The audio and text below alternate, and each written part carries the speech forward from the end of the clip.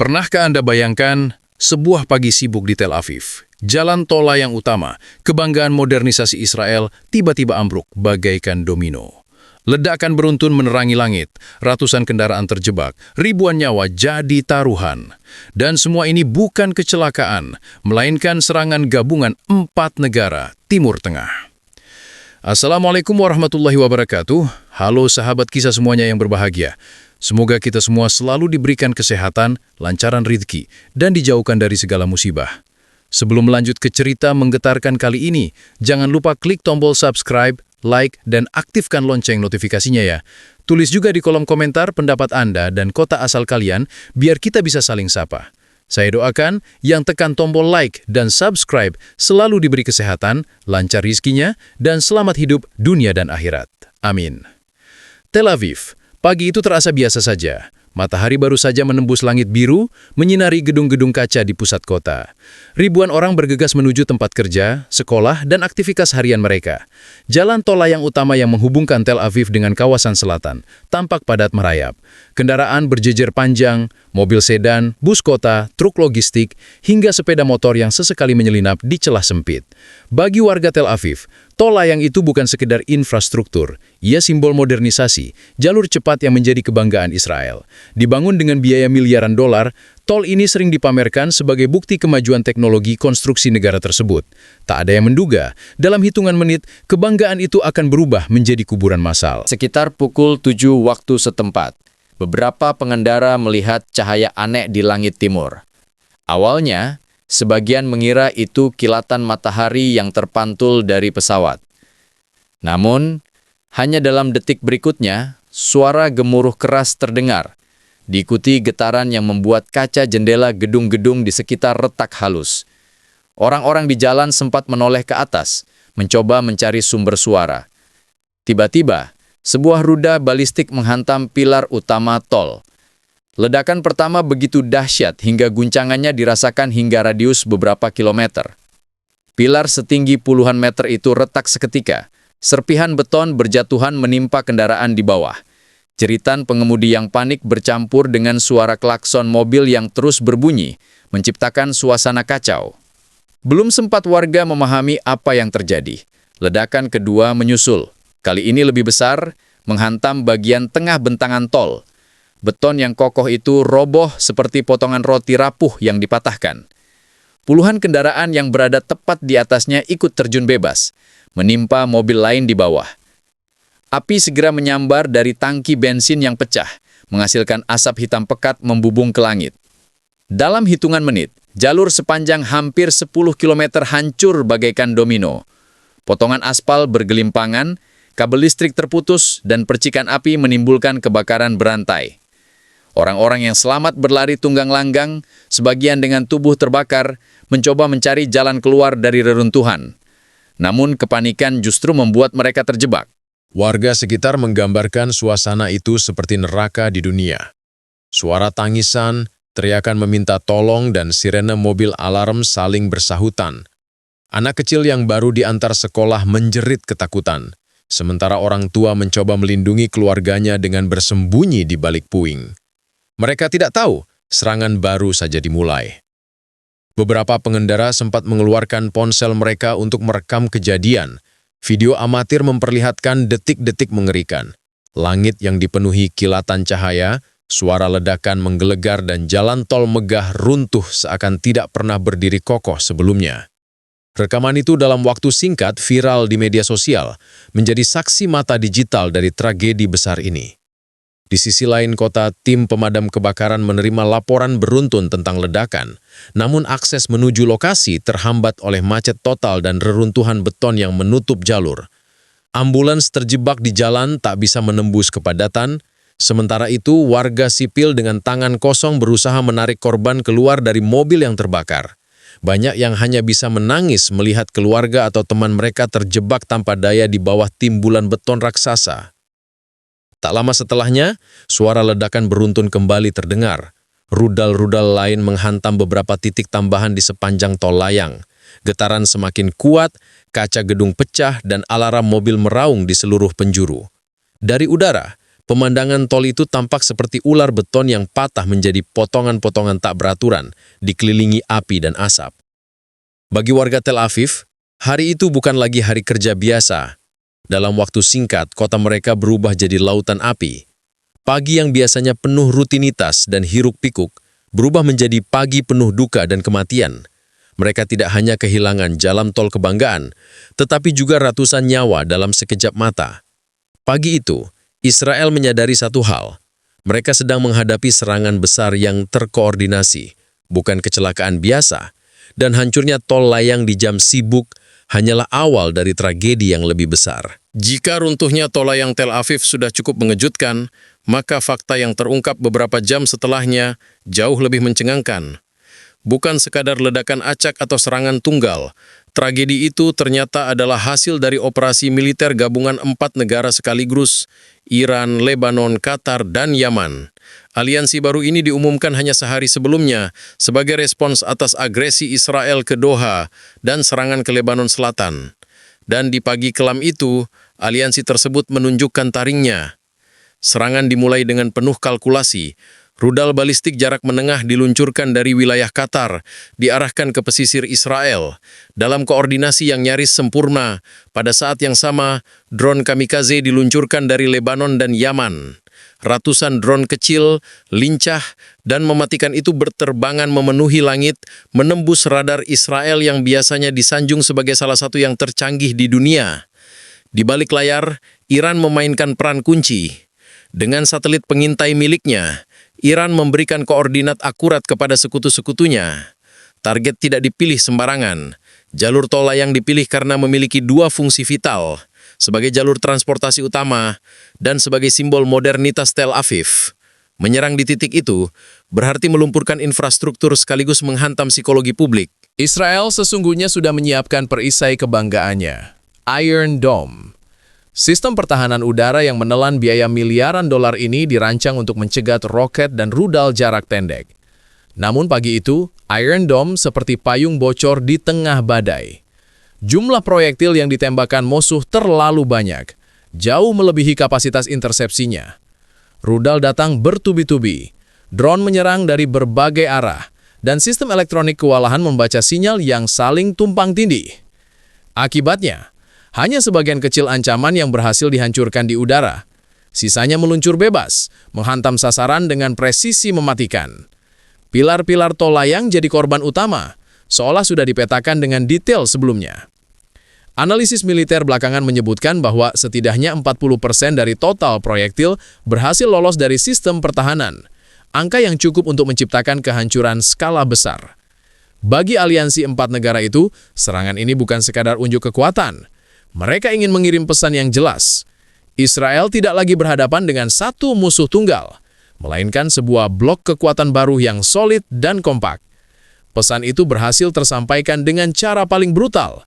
Puluhan rudal dan drone menghantam jantung Tel Aviv di jam sibuk. Dari Lebanon, media lokal menyiarkan gambar warga yang bersorak saat rudal diluncurkan. Di Yaman, stasiun televisi menayangkan parade militer kecil sebagai bentuk selebrasi. Di Qatar, pejabat pemerintah mengeluarkan pernyataan bahwa serangan ini adalah bentuk perlawanan sah terhadap agresi Israel di wilayah mereka. Sementara Iran dengan lantang menyebut operasi itu sebagai peringatan pertama bahwa era dominasi militer Israel di Timur Tengah sudah berakhir. Di sisi lain, Israel terguncang. Para pejabat militer yang biasanya percaya diri tiba-tiba tampak gugup. Mereka tidak menyangka koordinasi musuh bisa sedemikian rapi. Biasanya, serangan dari kelompok-kelompok perlawanan datang sporadis dan mudah dipatahkan. Namun kali ini berbeda.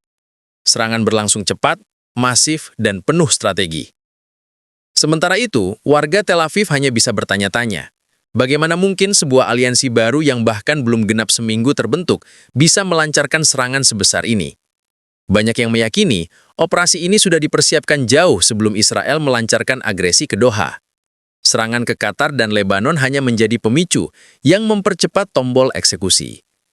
Jam demi jam, laporan intelijen regional mulai masuk. Dikonfirmasi bahwa rudal-rudal yang diluncurkan Qatar merupakan tipe terbaru dengan akurasi tinggi, diduga hasil suplai teknologi dari Iran. Drone yang dikirim Yaman pun bukan drone rakitan sederhana, melainkan drone kamikaze dengan sistem navigasi otomatis. Lebanon memanfaatkan kedekatannya secara geografis dengan Israel untuk meluncurkan drone dalam jarak pendek membuat Iron Dome kesulitan mengantisipasi. Tel Aviv pun lumpuh. Bukan hanya karena fisik tol yang hancur, tetapi juga karena mental rakyatnya yang runtuh. Mereka baru sadar jika 4 negara bisa melakukan ini dalam sekali serangan, bagaimana jika operasi lanjutan diluncurkan? Dari sudut pandang geopolitik, para analis menilai serangan ini adalah titik balik. Selama puluhan tahun, Israel selalu dianggap negara yang tak terkalahkan dengan teknologi militer nomor 1. Tapi pagi itu membuktikan sebaliknya. Sebuah aliansi baru mampu mengoyak wajah garang Israel hanya dalam waktu beberapa menit. Warga sekitar lokasi menggambarkan pemandangan di langit Tel Aviv mirip hujan meteor. Cahaya-cahaya kecil berterbangan, sebagian meledak di udara, sebagian lagi menghantam tanah dengan dentuman memekakan telinga. Setiap dentuman membuat jantung warga berdegup kencang. Tak ada yang tahu kapan giliran rudal berikutnya jatuh di dekat mereka. Pemerintah Israel menggelar rapat darurat beberapa jam kemudian. Namun publik sudah kehilangan kepercayaan. Di media sosial, warga marah dan penuh pertanyaan. Bagaimana mungkin Iron Dome yang katanya tak terkalahkan bisa jebol total? Tulis seorang pengguna X. Yang lain menambahkan sindiran pedas. Kalau Iron Dome itu payung, pagi ini Tel Aviv kebasahan sampai tulang. Babak ini menandai sebuah kenyataan pahit. Serangan terhadap tol layang hanyalah permulaan. 4 negara Timur Tengah baru saja mendemonstrasikan bahwa mereka mampu bekerja sama secara militer. Dan Israel bukan lagi penguasa tunggal di kawasan. Dunia tercengang, sementara rakyat Tel Aviv menjerit dalam ketakutan. Ledakan demi ledakan yang menghantam tol layang Tel Aviv meninggalkan jejak kehancuran yang tak terbayangkan. Dalam hitungan menit, jalan sepanjang hampir 10 km berubah menjadi kuburan massal terbuka. Api berkobar di berbagai titik, asap hitam pekat menutupi langit kota, dan suara sirene terus menggema seolah tak ada jeda. Data awal yang dirilis Kementerian Kesehatan Israel menyebutkan sedikitnya 700 orang tewas seketika di lokasi. Mereka adalah para pengemudi, penumpang bus, pejalan kaki, hingga warga yang kebetulan melintas di bawah tol saat runtuh. Sebagian besar meninggal karena tertimpa beton raksasa yang ambruk, sebagian lagi tewas terbakar di dalam kendaraan. Sementara itu, lebih dari 600 orang lainnya mengalami luka-luka, mulai dari patah tulang, luka bakar parah, hingga cedera kepala serius. Bagi tim penyelamat pertama yang tiba di lokasi, pemandangan itu bagaikan neraka dunia. Mobil-mobil yang hangus terbakar berjejer seperti bangkai logam, sementara tubuh manusia tergeletak berserakan di antara reruntuhan. Banyak korban yang tidak bisa dikenali lagi karena terpanggang api. Para relawan dengan peralatan seadanya mencoba menarik korban keluar, meski nyawa mereka sendiri terancam oleh kemungkinan runtuhan susulan. Seorang saksi mata menggambarkan detik-detik mengerikan itu. Saya lihat mobil di depan saya tiba-tiba jatuh ke bawah, lalu meledak. Orang-orang di dalamnya menjerit, tapi kami tidak bisa menolong, semua terjadi terlalu cepat. Kesaksian ini kemudian disiarkan ulang oleh media lokal, membuat publik semakin terguncang. Rumah sakit di Tel Aviv langsung kewalahan. Korban berdatangan tanpa henti, dibawa dengan ambulans, mobil pribadi, bahkan kereta dorong seadanya. Lorong-lorong rumah sakit penuh dengan pasien berlumuran darah. Para dokter berlari ke sana kemari, mencoba menyelamatkan sebanyak mungkin nyawa. Perawat kelelahan hingga harus bergantian shift dalam waktu singkat. Karena ruang perawatan tidak cukup, pihak medis terpaksa mendirikan tenda darurat di halaman rumah sakit. Di sanalah korban dengan luka bakar serius dirawat dengan peralatan terbatas. Bau obat-obatan bercampur dengan bau hangus dari pakaian korban yang terbakar. Tangisan keluarga menggema di udara, menciptakan suasana pilu yang sulit dilukiskan dengan kata-kata. Banyak keluarga yang kehilangan kabar anggota mereka. Mereka berdesakan di depan rumah sakit, berharap nama kerabatnya muncul dalam daftar selamat. Namun semakin lama menunggu, harapan itu berubah jadi tangisan histeris ketika mereka mendengar kabar buruk. Beberapa keluarga hanya menerima kantong jenazah, tanpa bisa memastikan itu benar-benar orang yang mereka cintai, karena kondisi tubuh yang sudah tidak utuh. Media sosial pun dipenuhi unggahan pilu. Foto-foto korban berserakan di dunia maya, diiringi doa dan kecaman. Kami bukan tentara, kami hanya warga biasa, tulis salah satu netizen Tel Aviv dengan nada putus asa. Ada juga yang menulis sindiran getir. Pemerintah sibuk menyerang ke luar negeri, sementara warganya sendiri mati ditimbun beton. Di tengah kekacauan itu, Muncul juga kisah-kisah heroik. Seorang sopir bus berhasil menyelamatkan belasan penumpang dengan memecahkan kaca jendela sebelum api menyambar. Ada pula seorang remaja yang kembali masuk ke reruntuhan untuk menarik adiknya keluar, meski akhirnya ia sendiri mengalami luka bakar parah. Cerita-cerita kecil ini memberikan secerah harapan di tengah gelombang duka. Namun angka korban yang terus bertambah membuat harapan itu terasa kerdil. Setiap jam, jumlah jenazah yang ditemukan di bawah reruntuhan meningkat. Tim SAR bekerja siang malam dengan alat berat, tapi banyak yang pesimis masih ada korban hidup. Yang kami temukan rata-rata sudah tidak bernyawa. Waktu emas untuk penyelamatan sudah lewat, kata seorang anggota tim penyelamat dengan wajah letih. Tragedi ini juga mengguncang psikologi publik. Banyak warga Tel Aviv takut keluar rumah. Sirene peringatan udara membuat mereka trauma. Setiap dentuman kecil, bahkan suara pintu tertutup keras, membuat anak-anak berteriak histeris. Sekolah-sekolah ditutup, aktivitas kota lumpuh, dan suasana berubah mencekam. Secara politik, pemerintah Israel menghadapi tekanan besar. Kegagalan melindungi warga sipil dianggap dosa besar yang sulit dimaafkan. Tapi di lapangan, rakyat tidak sempat memikirkan politik. Mereka hanya sibuk mencari jasad keluarga mereka di antara puing. Banyak yang duduk di pinggir jalan, menatap kosong reruntuhan, seakan tidak percaya tragedi sebesar ini bisa menimpa kota mereka. Dunia pun ikut bereaksi. Televisi internasional menayangkan gambar memilukan. Seorang ibu memeluk tubuh anaknya yang sudah tak bernyawa. Seorang pria berlari sambil membawa anak kecil yang terbakar. Dan relawan yang menangis terseduh-seduh ketika menemukan seluruh keluarganya terkubur di dalam mobil. Gambar-gambar itu viral, memicu simpati sekaligus kecaman dari berbagai belahan dunia. Namun bagi warga Tel Aviv, simpati internasional tidak cukup.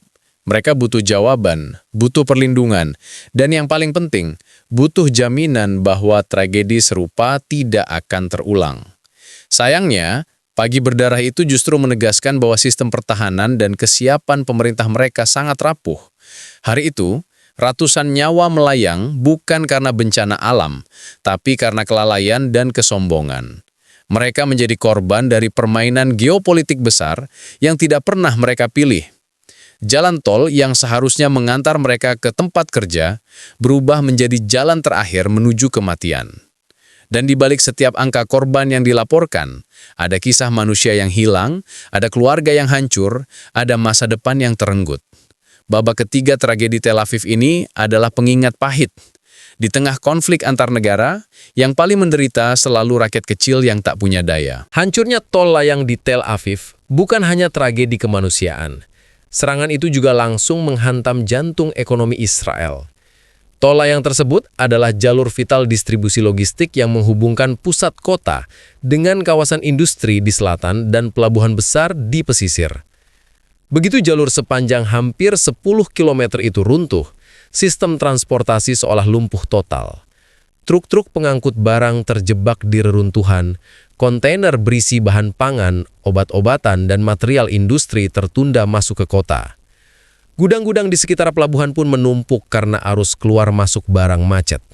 Dalam waktu kurang dari 24 jam, pasar lokal mulai merasakan dampaknya. Harga kebutuhan pokok naik, pasokan roti dan susu berkurang, dan antrean panjang terlihat di beberapa toko. Pemerintah Israel menghitung cepat kerugian infrastruktur.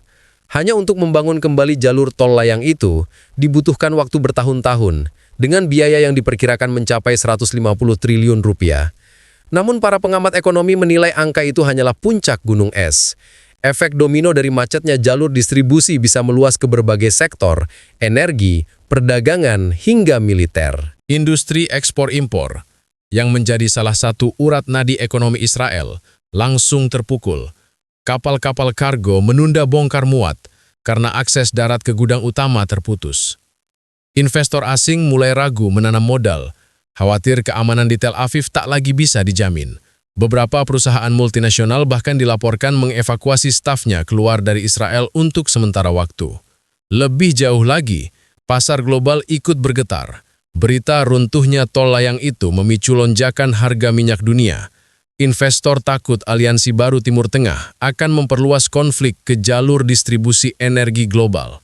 Bursa saham Israel langsung merah, nilai mata uang melemah, dan bank-bank sibuk menenangkan nasabah yang menarik simpanan secara panik. Di sisi lain, bagi masyarakat kecil, dampak paling nyata terasa di meja makan. Harga sayur, buah, dan daging naik drastis karena pasokan dari daerah pertanian terhambat. Pedagang pasar terpaksa menjual dengan harga tinggi atau menutup lapak mereka. Sopir taksi dan angkutan umum juga menjerit karena harga bensin ikut melambung akibat distribusi bahan bakar yang terganggu. Kondisi ini menciptakan kepanikan psikologis yang semakin memperparah situasi. Warga Tel Aviv yang masih berduka kehilangan keluarga, kini juga dihantui ketakutan akan krisis ekonomi. Rasa aman yang dulu mereka banggakan seakan hilang begitu saja. Di media sosial, warga menulis komentar sinis. Apa artinya punya teknologi militer canggih kalau harga roti saja sekarang 2 kali lipat? Tak hanya itu, militer Israel pun ikut pusing. Hancurnya tol layang membuat distribusi peralatan perang dan pasokan logistik ke pangkalan di selatan terganggu. Jika konflik meluas, mereka harus memutar jalur yang lebih jauh dan mahal.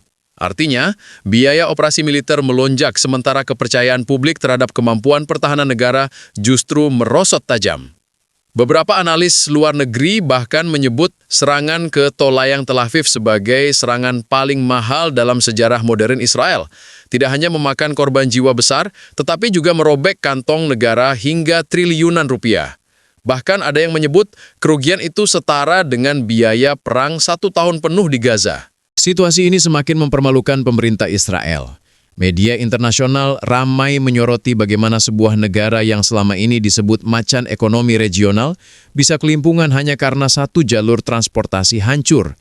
Surat kabar asing menulis dengan nada satir, jika jalan raya saja bisa ambruk kena rudal, siapa yang masih berani investasi di sana?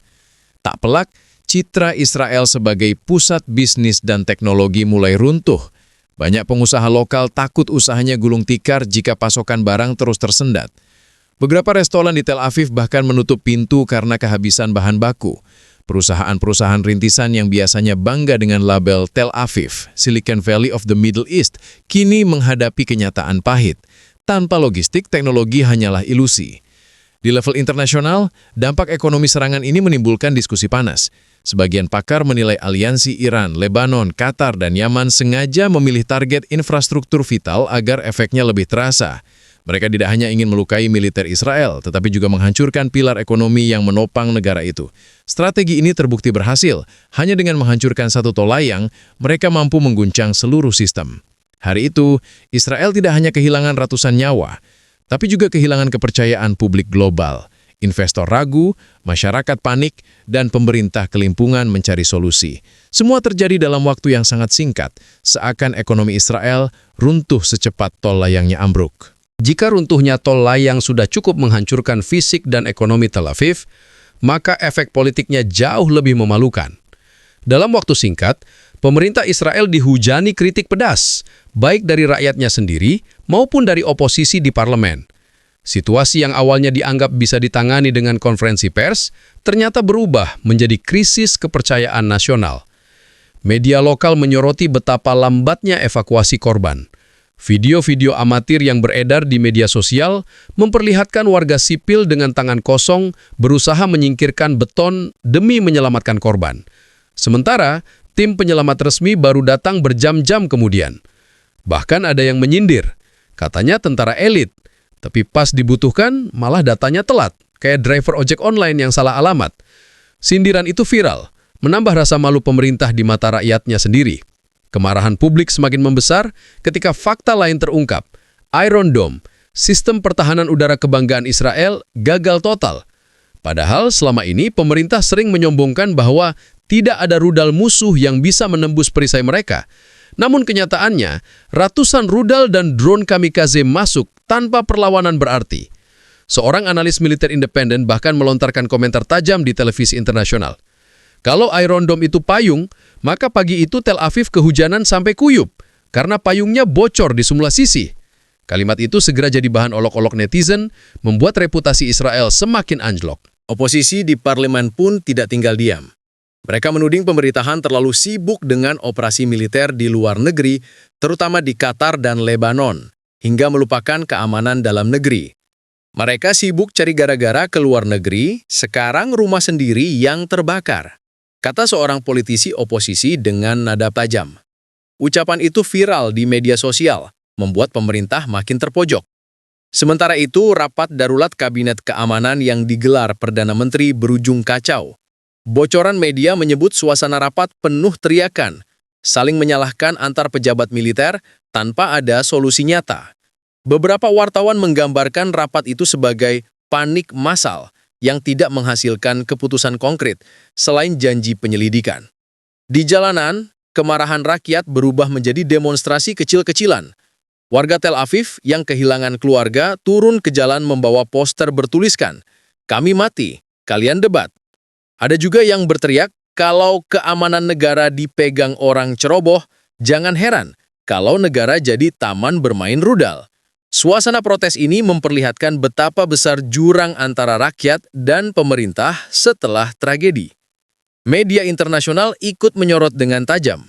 Beberapa surat kabar menulis bahwa Israel kini bukan lagi benteng kokoh Timur Tengah, melainkan rumah kaca yang dilempari batu dari 4 arah sekaligus. Kritik ini terasa menohok, karena selama puluhan tahun Israel membangun citra sebagai negara dengan militer paling kuat dan canggih di kawasan. Tidak hanya soal pertahanan, publik juga mengecam buruknya koordinasi penanganan darurat.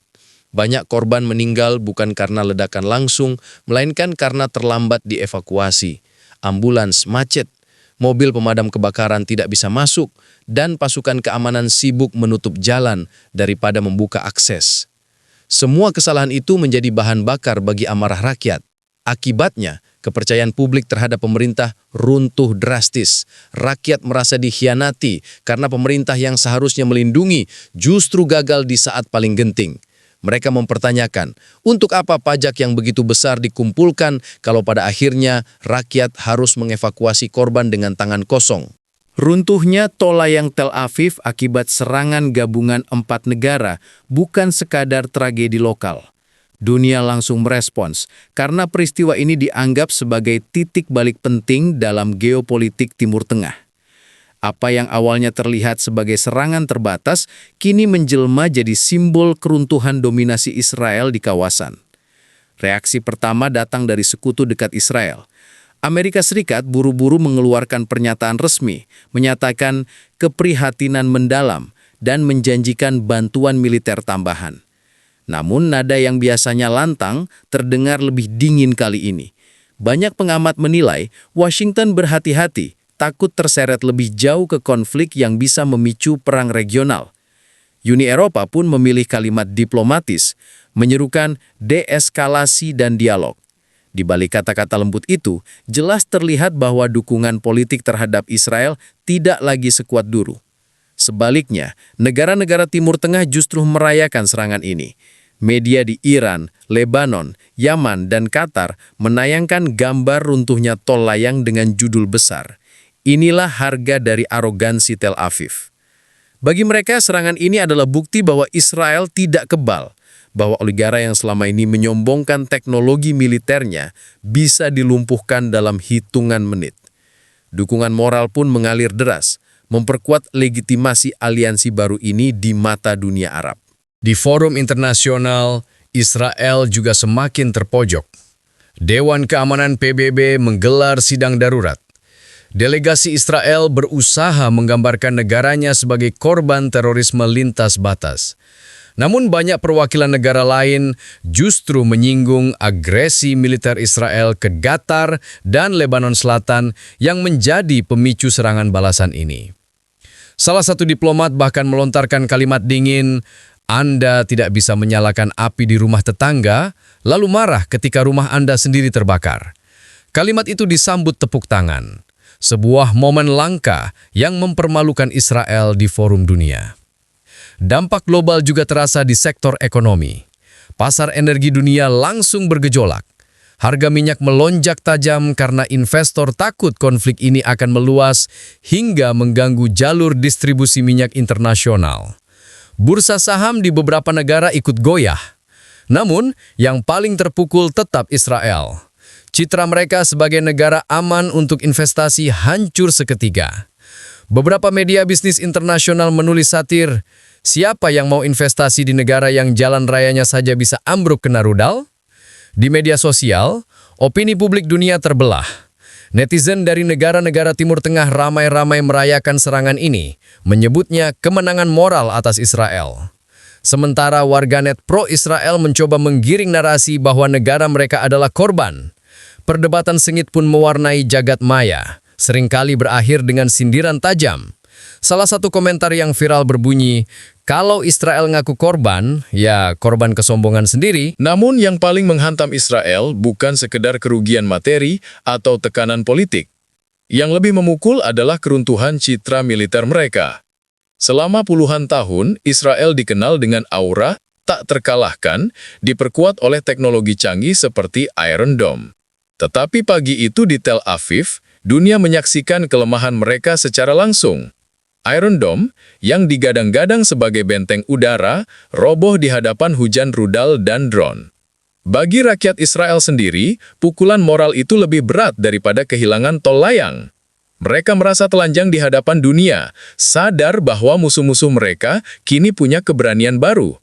Kalau 4 negara bisa melakukan ini sekali, apa yang menghentikan mereka untuk mengulanginya? Tanya seorang warga dalam wawancara televisi.